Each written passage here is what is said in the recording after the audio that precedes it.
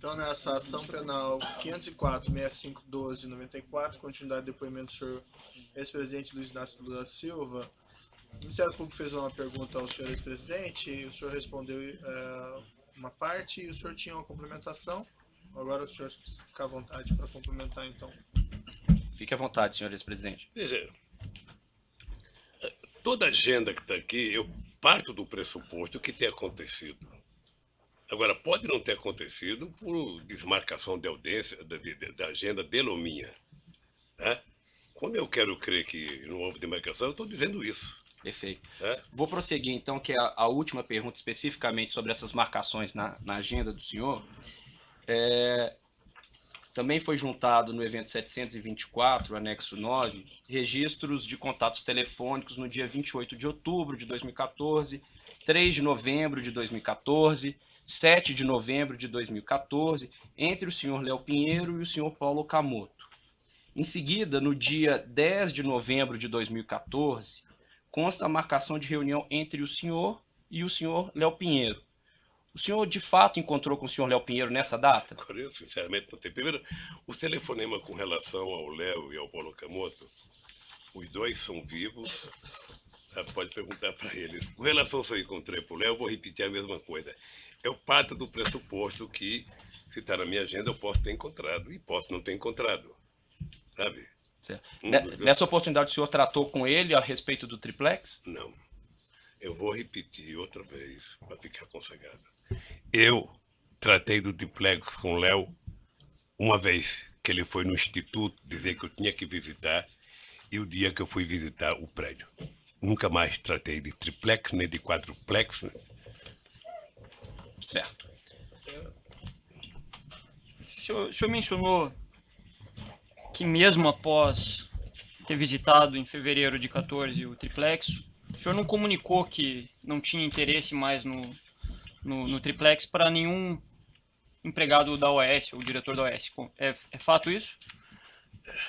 Procurador, eu não tinha contato com diretores da OAS.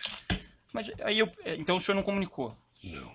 Aí eu pergunto ao senhor, considerando que algumas das visitas aqui apontadas pelo Dr.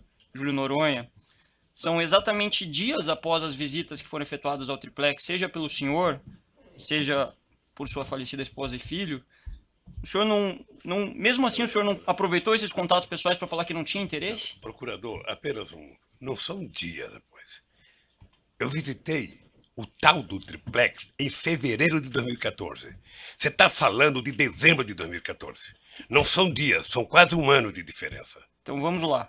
O senhor falou que visitou em fevereiro de 2014, mas aqui consta uma reunião do senhor com o senhor Léo Pinheiro no dia 31/3/2014. Eu posso ter tido outras reuniões. O Léo não tratava de triplex, o Léo tratava de empresa, o Léo tratava de economia. Mas ele esteve com o senhor na visita Mas ao não triplex. conversou sobre o triplex. Ele não conversou com o senhor sobre o triplex no dia em que ele Tá esteve vendo? no Já foi triplex? dito. Quer dizer, Conversou há uma comigo sobre o insistência na triplex pergunta. em outubro de 2013, quando ele foi ao Instituto. E conversou comigo sobre o triplex quando eu fui visitar o prédio em fevereiro de 2014. Nunca mais se conversou sobre triplex. Excelência, pela ordem. Apenas para consagrar. Eu conversei do triplex com o Léo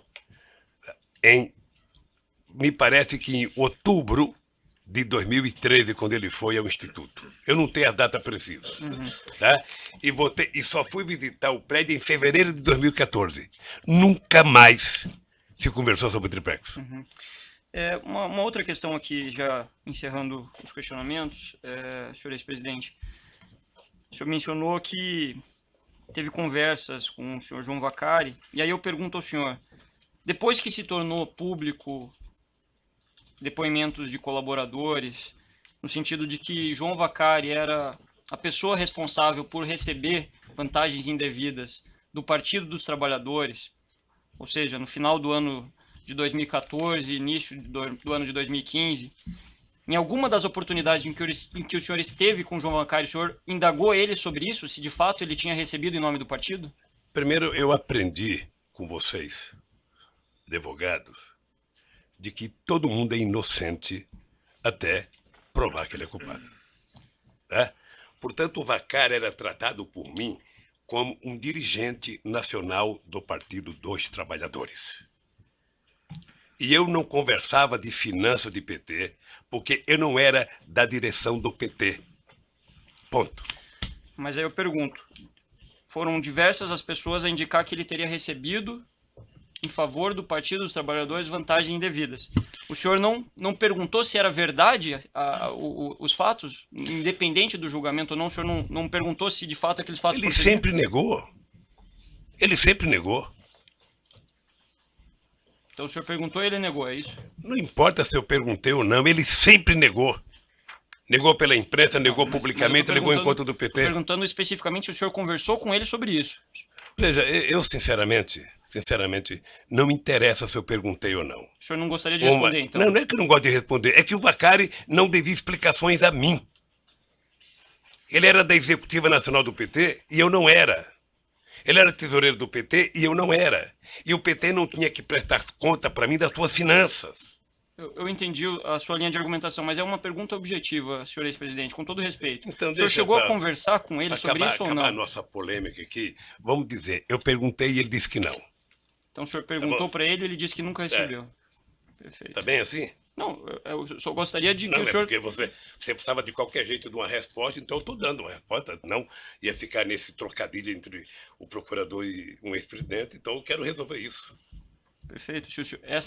O que está se perguntando aqui é a sua versão sobre os fatos. Espero que não seja por essa resposta minha que eu seja condenado. O senhor fique à vontade para responder ou não, mas a pergunta é sobre um fato objetivo. Eu agradeço a sua disponibilidade, senhor ex-presidente. Tem mais perguntas? Sem mais perguntas, Excelência. O assento de acusação tem perguntas? Os defensores que não do próprio acusado têm perguntas? Excelência, pela ordem. Querem fazer um intervalo de alguns minutos? Não, acho que vamos resolver, Excelência. Vamos fazer É assim, dois Excelência. minutos. Peraí, Sou o único velhinho aqui, gente. um momentinho só. Excelência, o interrogando não vai responder às perguntas dos advogados, dos demais acusados, sobretudo dos acusados que são delatores já formalizados, já homologados ou em processo de andamento. De sorte que, em relação às perguntas formuladas por todos os advogados, o assistente de acusação já disse que não, o interrogando não vai responder. Certo, nós retomamos essa questão dentro de 5 minutos. 5 minutos.